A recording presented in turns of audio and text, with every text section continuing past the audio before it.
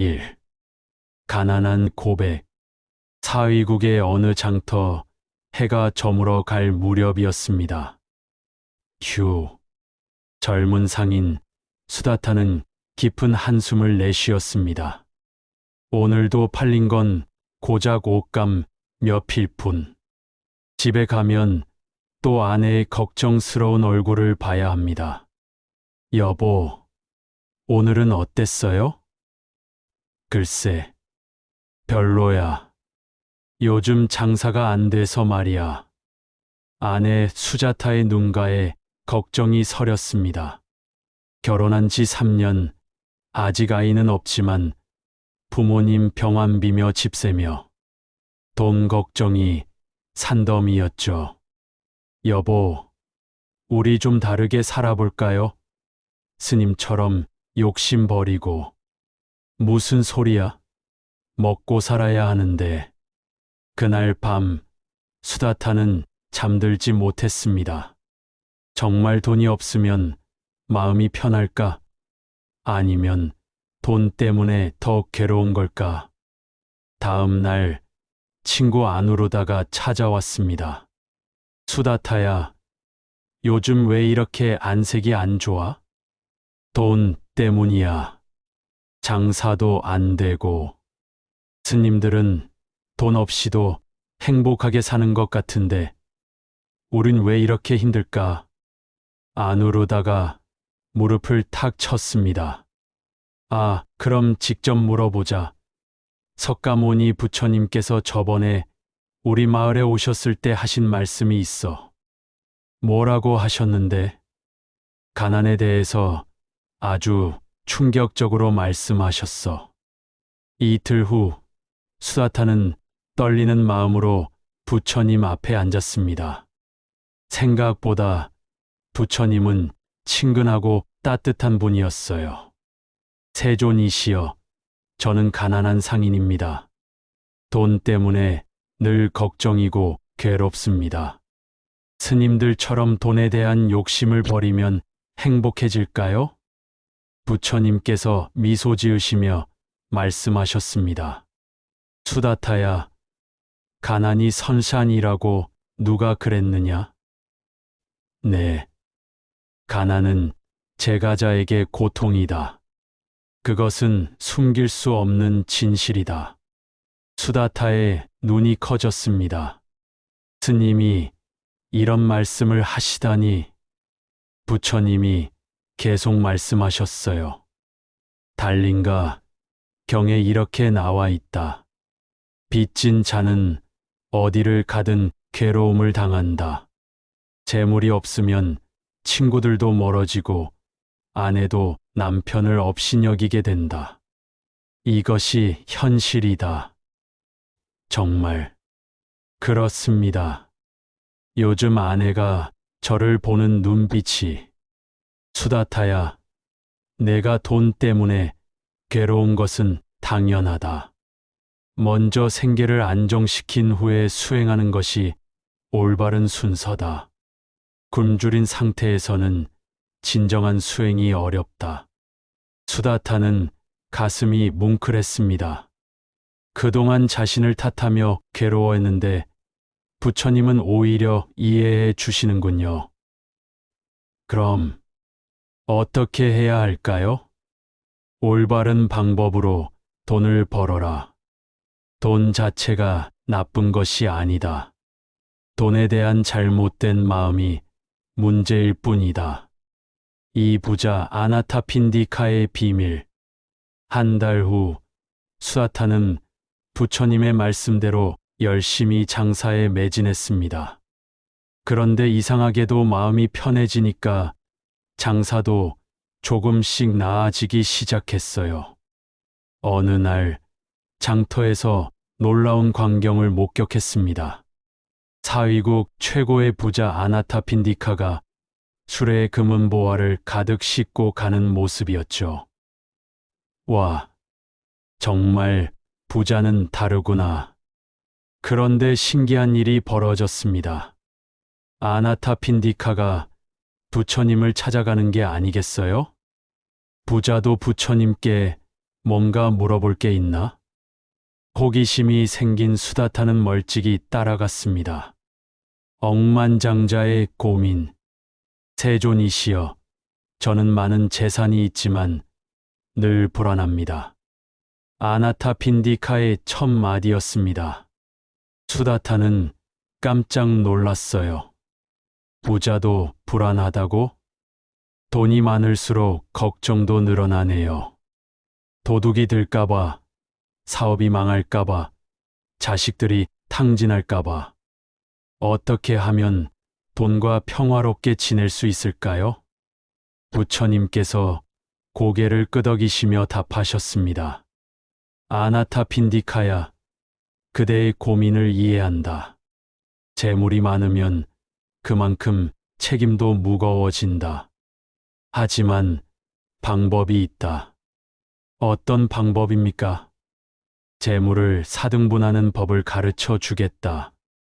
수다타는 숨을 죽이고 들었습니다. 4등분의 지혜. 첫 번째 등분은 즐기는 용도다. 아나타핀디카가 놀란 표정을 지었습니다. 정말 즐겨도 됩니까? 물론이다. 정당하게 번 돈은 당당히 즐겨라. 맛있는 음식을 먹고 좋은 옷을 입고 쾌적한 집에서 살아라. 이것은 현재의 행복이다. 다만 지나치지 않게, 남에게 해를 끼치지 않게 즐겨라. 수다타는 속으로 생각했습니다. 아, 나는 너무 짜게 살았구나. 두 번째는 사업에 다시 투자하라. 투자 비율은 어느 정도가 좋습니까? 절반 정도가 적당하다. 사업이 망하면 가족과 직원들이 곤란해진다. 사업을 키우는 것도 보시의 한 형태다. 아나타핀디카가 고개를 끄덕였습니다. 어떤 사업이 좋습니까? 사람들에게 도움이 되고 자신의 능력에 맞으며 정직한 사업을 하라. 욕심내어 모르는 사업에 손대지 말고. 세 번째는 무엇입니까? 비상시를 위한 저축이다. 뜻하지 않은 일에 대비하라. 부자도 하루아침에 망할 수 있다. 저축은 마음의 평안을 준다. 마지막 네 번째는요? 나머지는 보시에 써라. 스님들께 공양하고 가난한 이웃을 도우며 공덕을 쌓아라. 이것이 내 생의 복을 만드는 길이다. 아나타핀디카는 감탄했습니다. 세존이시여, 정말 명쾌합니다. 그런데 이 비유를 꼭 지켜야 합니까? 부처님께서 웃으시며 답하셨어요. 상황에 따라 조절하라. 중요한 것은 네 가지를 모두 고려하는 균형이다. 몇 달 후 아나타핀디카는 실제로 이 방법을 적용했습니다. 어느 날 상인들이 찾아와서 말했어요. 아나타핀디카님, 서역으로 가는 새로운 무역로에 투자하시겠습니까? 수익이 매우 좋다고 합니다. 예전 같으면 욕심이 나서 큰 돈을 투자했을 텐데 이번에는 신중하게 생각했습니다. 부처님께서 하신 말씀을 기억해 보자. 아나타핀디카는 부처님께 다시 찾아가 물었습니다. 세존이시여, 요즘 상인들이 제게 새로운 무역로 투자를 제안합니다.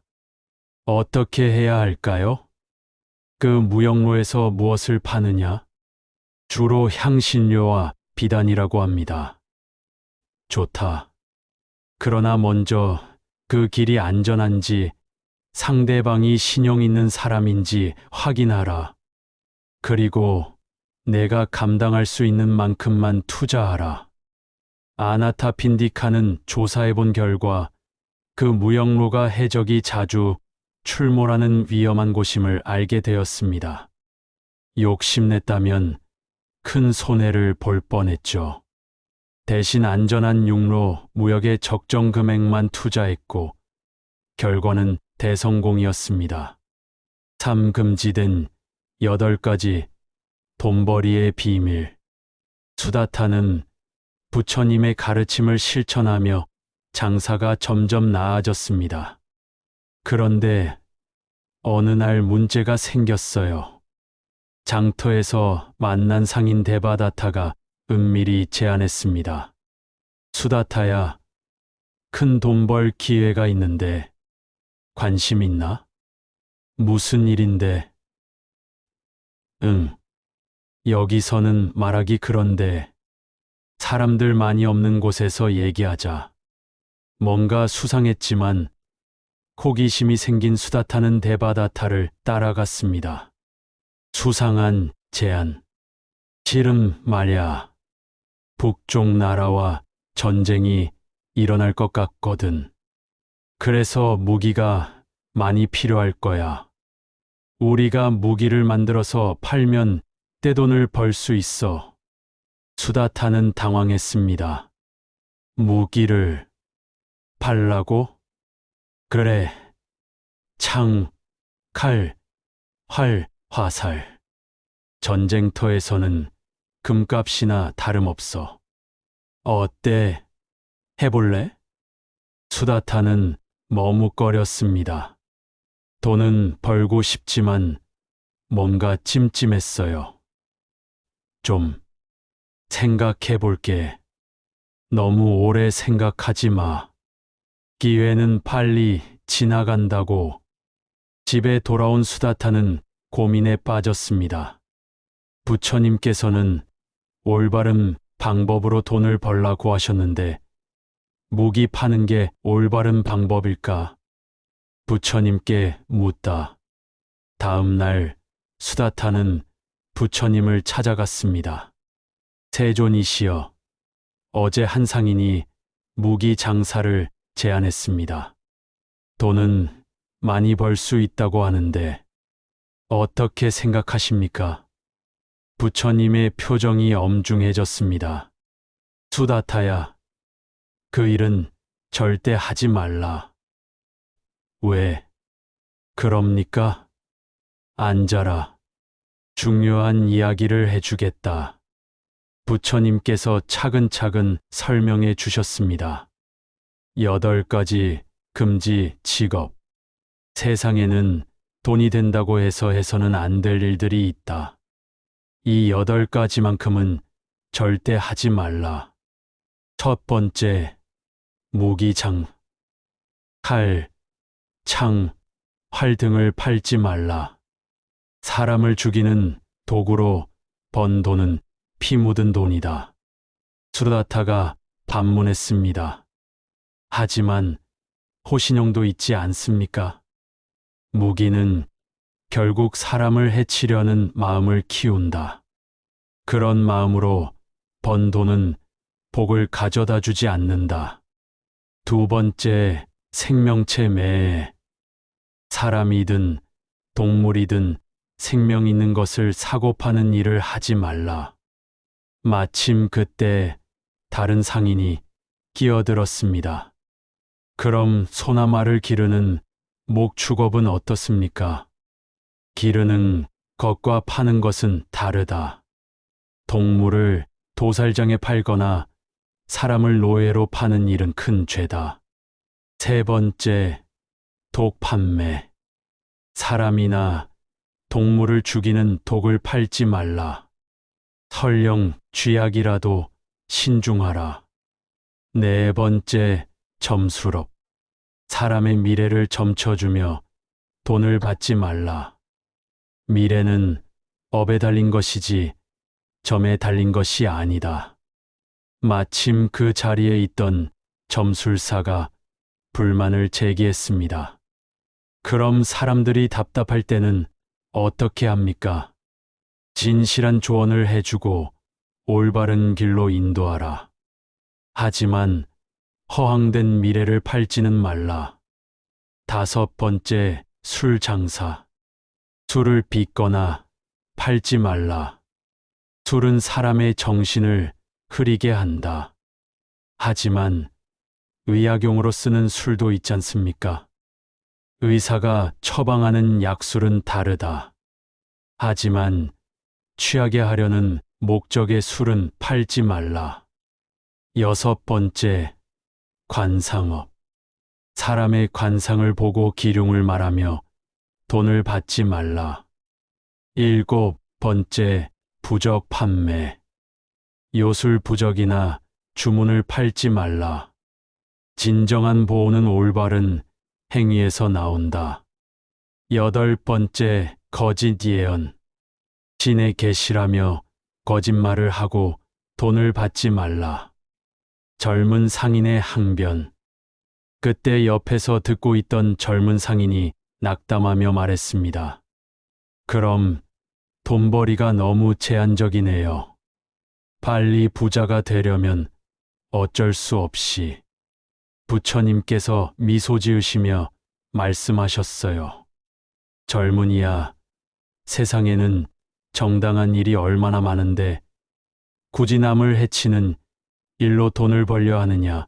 농사, 목축, 수공업, 상업 등 얼마든지 좋은 일이 있다. 하지만 그런 일은 돈이 천천히 벌리잖아요. 천천히 벌린 돈이 오래 간다. 급히 벌린 돈은 급히 없어진다. 그리고 무엇보다 마음이 편하다. 수다타는 고개를 끄덕였습니다. 부처님 말씀이 맞는 것 같았어요. 사농부와 상인의 성공담. 몇 년이 흘렀습니다. 수다타는 부처님의 가르침대로 정직하게 장사를 했고 그 결과 마을에서 믿을 만한 상인으로 소문이 났어요. 어느 날 코살라국의 농부 까사파가 찾아왔습니다. 수다타 형님, 저도 부처님의 돈 가르침을 들었는데요.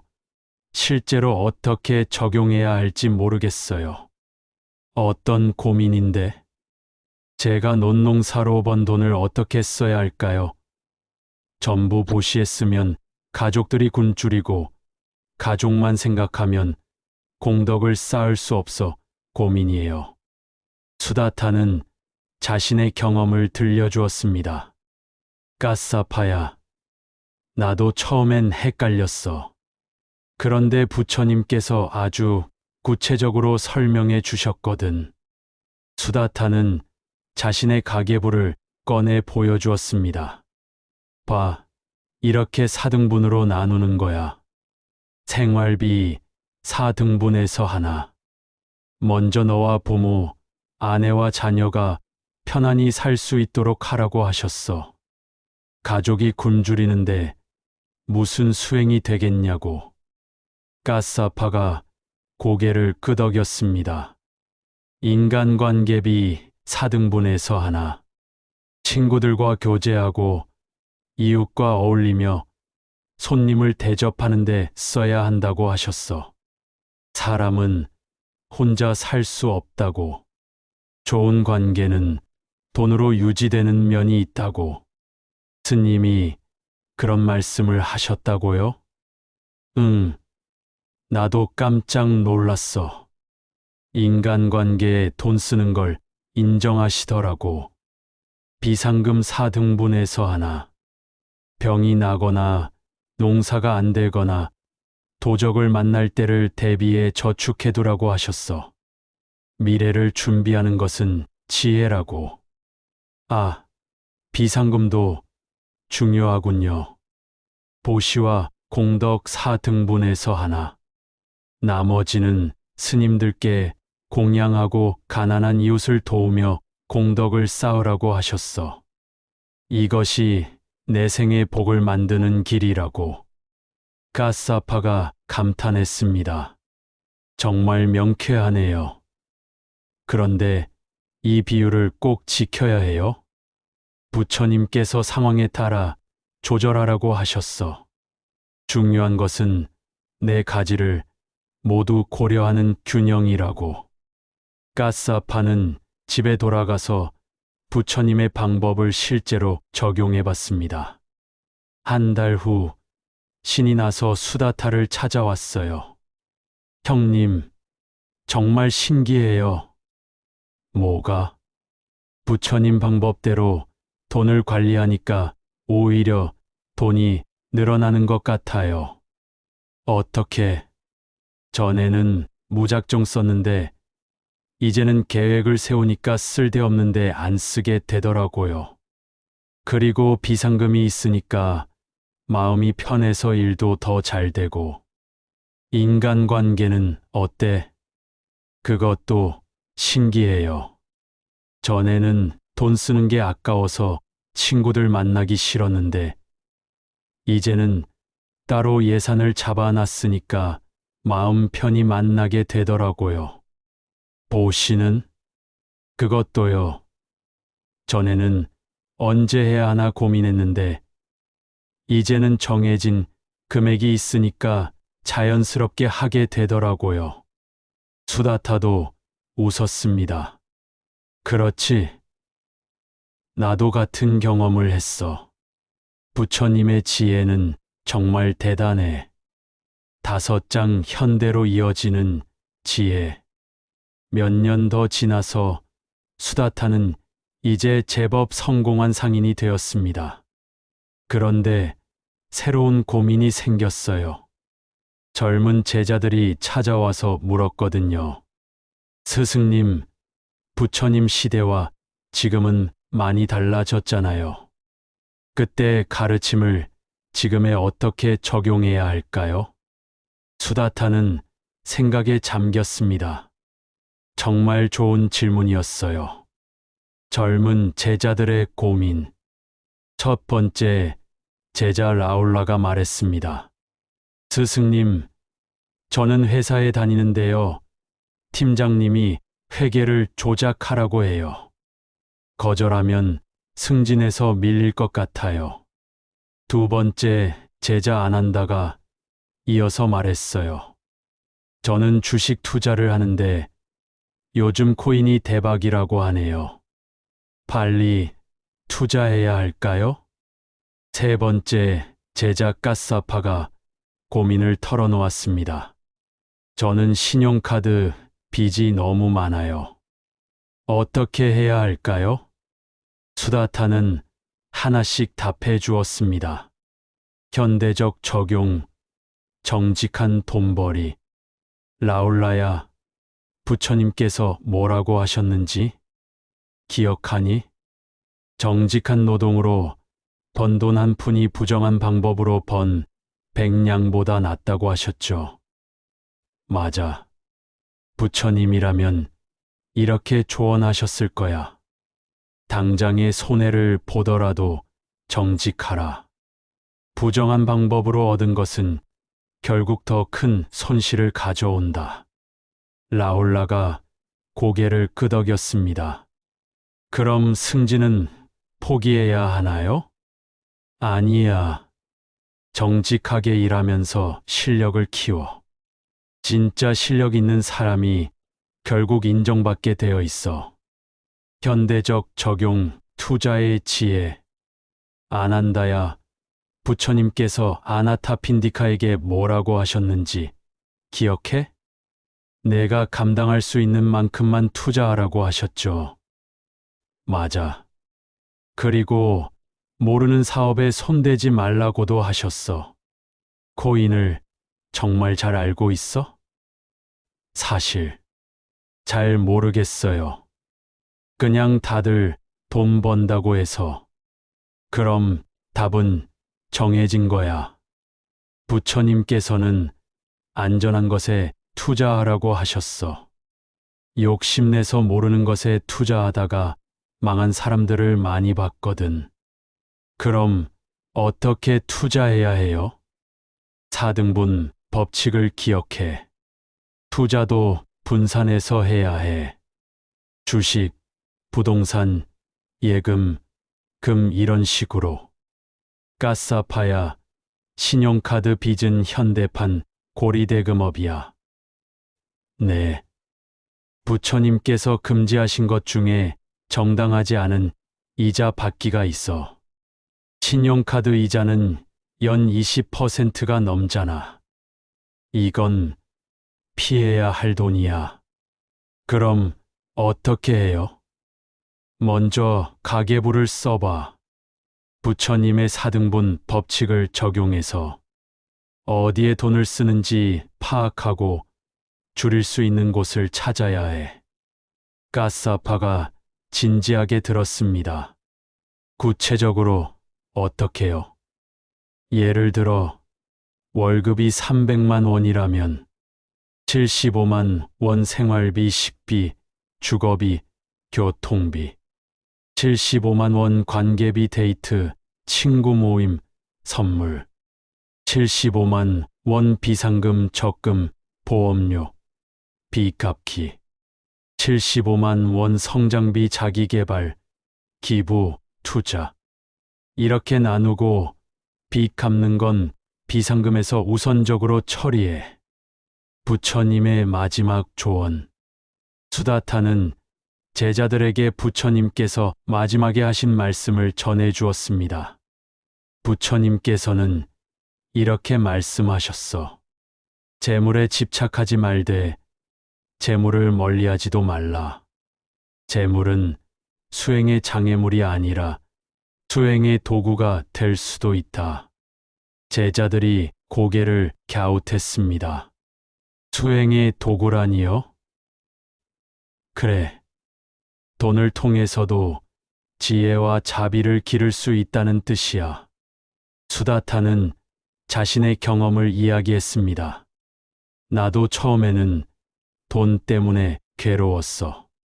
그런데 부처님의 가르침을 따르면서 깨달은 게 있어. 돈을 올바르게 관리하는 것 자체가 수행이라는 거야. 어떻게요? 정직하게 벌려고 노력하면서 인내심을 기르고 균형 있게 쓰면서 지혜를 배우고 나누면서 자비심을 키우게 되거든. 21세기 실천 가이드. 라홀라가 물었습니다.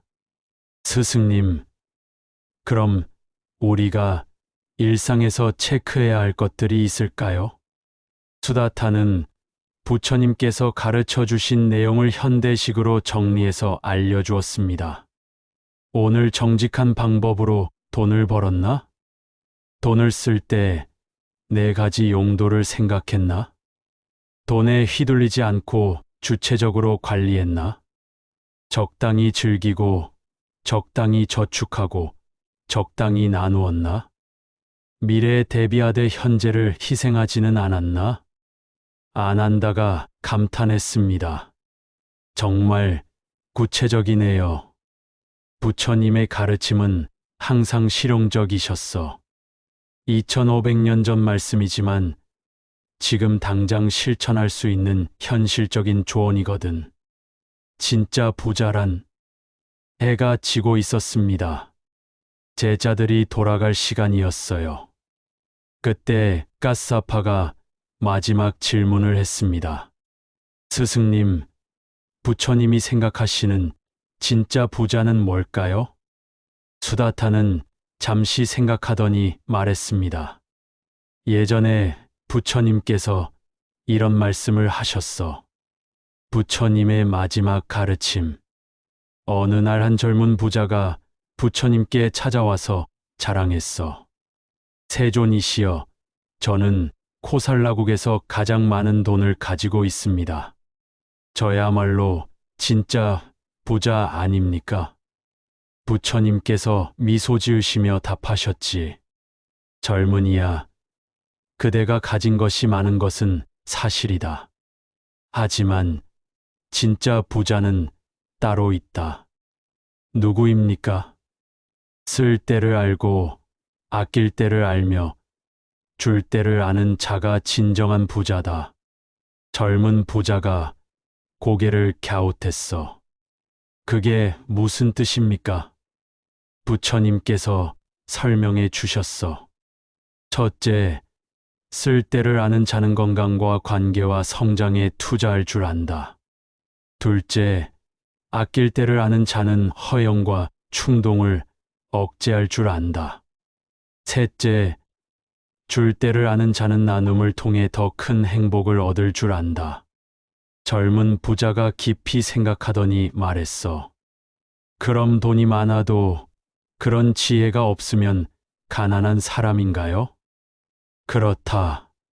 돈의 노예가 된 자는 아무리 많이 가져도 가난하고 돈을 지혜롭게 다루는 자는 적게 가져도 부유하다. 제자들이 조용히 들었습니다. 그러니까 부처님이 생각하시는 진짜 부자는 돈을 수단으로 알고 목적으로 삼지 않는 사람, 돈을 통해 자신과 남을 행복하게 할 줄 아는 사람이야. 2500년 후에도 수다타는 이제 늙었지만 그의 가르침은 제자들을 통해 계속 이어졌습니다. 라울라는 정직한 회사원이 되어 나중에 팀장이 되었고, 아난다는 신중한 투자로 안정적인 재산을 모았으며, 까사파는 빚을 모두 갚고 건전한 가게를 꾸렸어요. 그들은 각자 후배들에게 이렇게 말했습니다. 돈도 수행의 일부야. 돈을 통해 지혜와 자비를 기를 수 있다면 그것이야말로 진정한 부자가 아닐까. 돌이켜보니 내가 가장 가난했을 때가 돈에 대한 잘못된 생각을 가지고 있을 때였다. 돈을 미워하거나 너무 사랑할 때 말이다. 부처님께서 가르쳐 주신 중도야말로 답이었어. 극단적인 가난도 극단적인 부유함도 권하지 않으시고 대신 지혜롭게 벌고 균형 있게 쓰고 마음 편히 나누라고 하셨지. 2500년이 지난 지금도 아마 똑같은 고민을 하는 사람들이 있을 거야. 그들에게 이 이야기가 조금이라도 도움이 되었으면 좋겠어. 결국 돈도 수행이야. 돈을 통해서도 부처님의 가르침을 실천할 수 있다는 걸 나는 직접 경험했거든. 현대인을 위한 부처님의 돈 명언 모음. 가난은 제가자에게 고통이다. 돈 걱정하는 자신을 탓하지 말자. 정직한 노동으로 번 돈 한 푼이 부정한 방법으로 번 백냥보다 낫다. 꾸준함이 답이다. 재물을 4등분하라. 생활비, 관계비, 비상금, 성장비. 쓸 때를 알고 아낄 때를 알며 줄 때를 아는 자가 진정한 부자다. 재물은 강물과 같다. 흘러가게 두면 맑고 깨끗하지만 막아두면 썩는다.